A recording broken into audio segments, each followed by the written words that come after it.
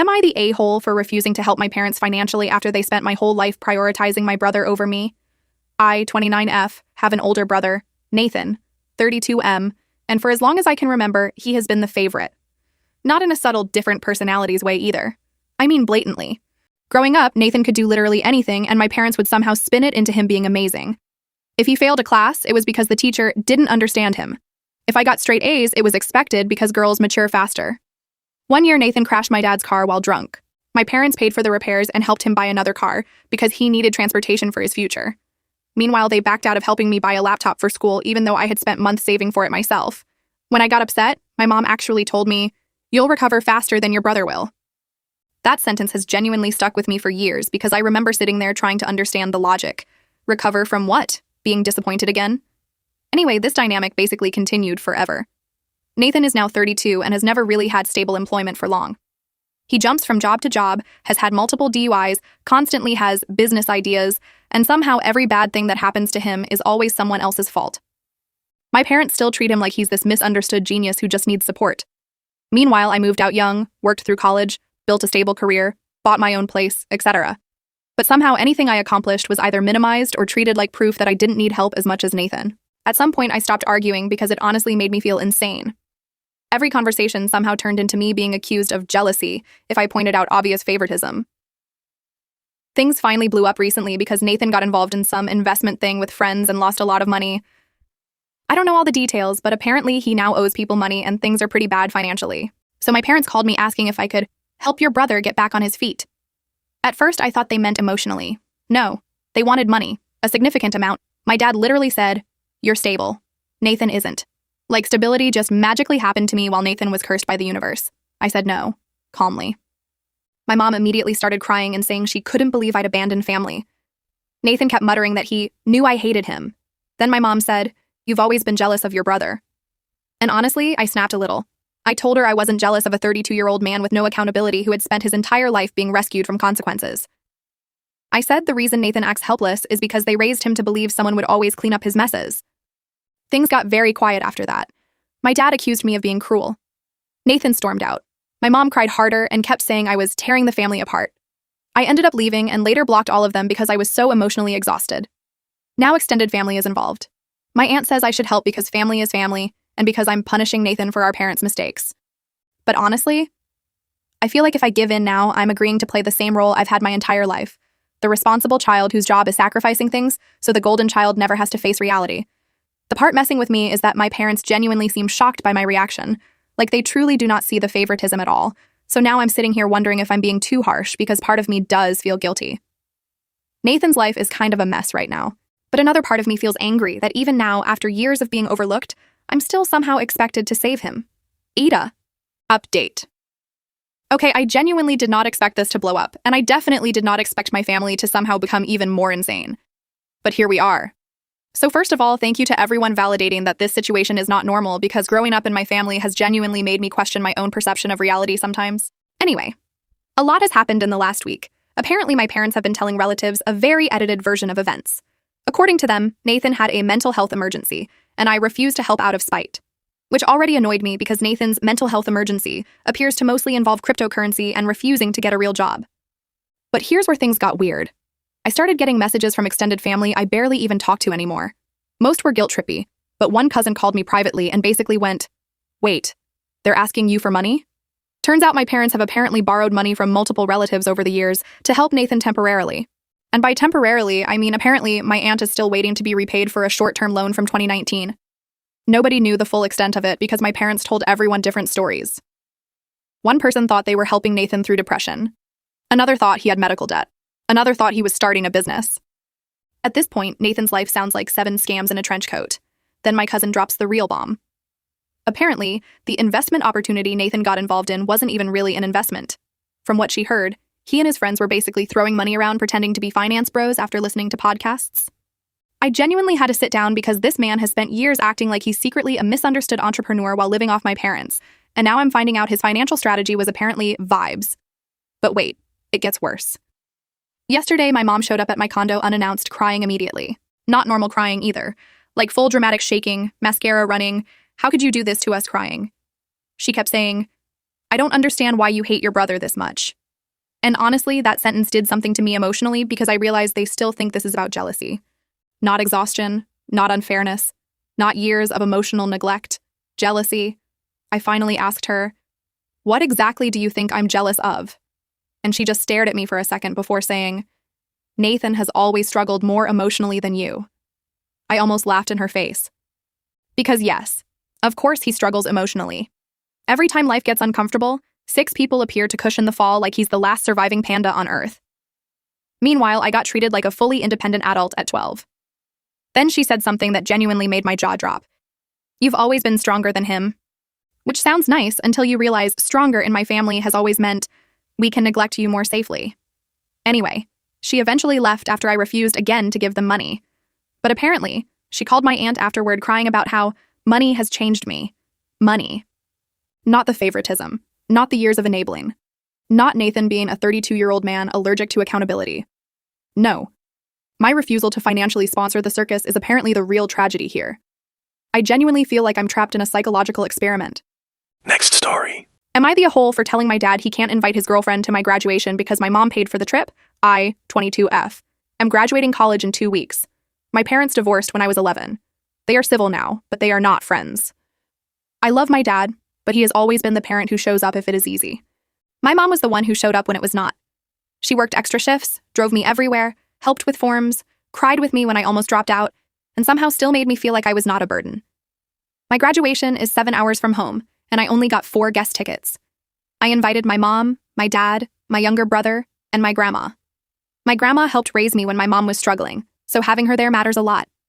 My mom booked an Airbnb months ago for herself, my brother, my grandma, and me. She also paid for the rental car and gas because my brother and grandma could not afford the trip. My dad said he would drive himself and get a cheap motel.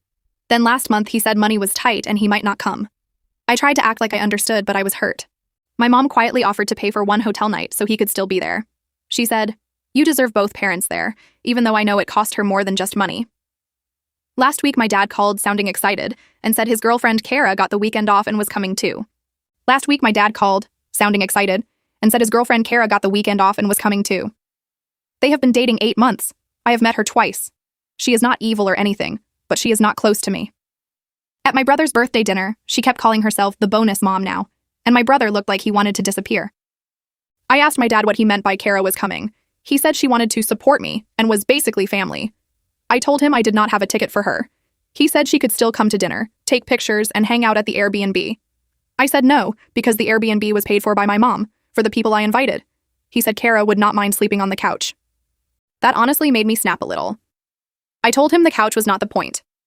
The point was that my mom paid so he could come watch his daughter graduate, not so he could turn it into a couple's weekend. He got upset and said my mom always gets to be the main parent, and he just wanted someone there so he would not feel awkward. I told him this weekend was not about making him comfortable. It was about me graduating, and I wanted one weekend where my mom was not expected to swallow her feelings and fix everyone else's. He said if Kara was not welcome, maybe he should just stay home. I said that was his choice, but I was not giving up my brother's or grandma's spot, and I was not asking mom to host his girlfriend. Now my aunt says I humiliated him and made Kara feel unwanted. My dad texted, "I hope making your point was worth it." My mom says she supports me, but I can tell she feels guilty. I do want my dad there. I just hate that even my graduation has somehow turned into everyone worrying about his feelings. AITA comments, not the a-hole reply back. I hope prioritizing your new girlfriend is worth missing your kid's graduation. LOL at your mom. Gets to be the main parent. The reality is, she had to be the main parent because he couldn't pull his own weight. Comment. Mom is the main parent because she stepped up when you didn't. She didn't want to see us fail, so she did the hard, thankless work of parenting, while you contributed to our childhood exactly as much as you wanted to. There's a name for the awkwardness you feel around me and my brother. It's guilt. This weekend should be about celebrating me and the people who made me graduating possible. If you choose to skip my graduation because you're mad that I don't want your GF, someone I barely know, there at the weekend mom is funding, you are welcome to skip it. But you will not be immune from the damage that will do to our relationship. Frankly, I'm surprised I have to explain this to an adult. Next story. Am I the a-hole for not telling my parents I was hospitalized for a week to prove a point? I live in another city while my parents, both in their late 50s, still live in my hometown. We actually have a really good relationship overall. I usually fly home every Christmas, we talk often, and there's no major family drama. But there's one thing about them that has driven me and everyone else in our family insane for years. They are completely careless with their phones. They'll leave their phones in another room all day, leave them on silent by accident, or forget to charge them so the battery dies for an entire day. Sometimes I'll call 5 or 6 times before someone finally answers hours later. I've talked to them about it many times because they don't have a landline, so their cell phones are literally the only reliable way to reach them. Yes, I understand they come from an older generation and aren't exactly tech savvy. They didn't grow up attached to phones the way younger people did, but they're not that old, and I still feel like if your cell phone is your only form of communication, you should at least keep it charged and within hearing distance. I've told them things like, what if there's an emergency? Or, what if someone urgently needs to contact you? They always brush it off and act like I'm overreacting. Last month, I got severe food poisoning and ended up hospitalized for a week. It wasn't life-threatening, but I was pretty miserable. While I was in the hospital, I tried calling both of them multiple times over 2 days. No answer. One phone was dead, the other apparently was left somewhere in the house. At that point, I got frustrated and honestly just gave up trying. Now, to be fair, I could have contacted my aunt, who lives near them, and she absolutely would have told them. But after years of this same issue, I decided not to. Part of me thought, maybe this is the only way they'll finally understand why people keep their phones accessible. Yesterday, I was talking to my mom on the phone and casually mentioned, oh yeah, last month I was hospitalized for food poisoning for about a week. She completely freaked out and got really angry that I never told them. I explained that I did try to contact them repeatedly, but they didn't answer. She said I still should have called my aunt because this was an emergency. I admitted that I could have done that, but I intentionally didn't, because I wanted them to finally realize how irresponsible they are with their phones. That made her even angrier. She said I used my hospitalization to prove a point, and scared them unnecessarily. My dad thinks we're both being stubborn. I honestly didn't think it was that huge of a deal since I recovered fine and it wasn't life-threatening, but now I'm wondering if I took the lesson too far. Am I the a-hole? Edit to add, I just woke up and started reading through all the comments. Sorry if I can't reply to everyone individually, but I noticed a lot of the same questions coming up, so I'll answer some of them here. Why didn't you just leave a text or voicemail? My parents basically do not text. They're terrible at it. Messages can sit unread for weeks. If they want to communicate, they call. Same with voice notes. We use WhatsApp. They rarely check them unless someone specifically tells them to. Why don't they install a landline? Because they don't want to. Simple as that. Our old landline was disconnected years ago, and they never bothered getting another one installed. They're not even that old. Why can't they just learn how to use a phone? I think some people are misunderstanding what I mean when I say they're not tech-savvy. For context, I live in Asia, and when my parents were younger, internet access and mobile phones were luxuries where we lived. In my hometown back then, only relatively wealthy people had mobile phones. My parents only got their first phones after my oldest brother moved away for college so they could stay in contact with him. And honestly, even back then, they were hard to reach. So when I say they're not tech-savvy, I don't mean old people can't understand technology. I mean they genuinely do not care enough to learn beyond the absolute basics. My dad once accidentally called our family WhatsApp group while he and my mom were gossiping about someone from church. Thankfully, it was only our family group and not the church group itself. So yeah, that should paint a picture. Why do you expect them to be glued to their phones 24/7? When I say it takes multiple attempts to reach them, I don't mean I'm calling every 2 hours every day expecting immediate responses. I mean that whenever I do call, it often takes several tries before they answer, or they'll only notice hours later and call back then. They don't check notifications, they don't browse the internet, they don't watch YouTube or play games. They basically use their phones like old-fashioned cordless landlines, whose only purpose is making calls. I've actually shown them how to use other features before, but they simply don't care enough to bother with any of it because, to them, phones are just for calling. I'm not asking them to become social media addicts. I'm asking them to at least keep their phones charged and maybe check them once or twice a day. Is it really that big of a problem? Yes. My brothers and I are not the only people who've complained about this. My parents have missed multiple important family updates because they don't answer calls or check messages. A cousin gave birth? They found out a week later. My mom's brother had surgery to remove kidney stones. She found out days afterward, and every single time they get upset and complain that nobody tried hard enough to reach them. That's what makes this exhausting. A lot of commenters are saying they miss the old days before everyone was glued to their phones, and honestly, I get that. But we live in 2026 now. Important updates, emergencies, and family news are mostly communicated through calls and messages now, whether we like it or not. Again, I am not demanding that my parents stay attached to their phones 24/7.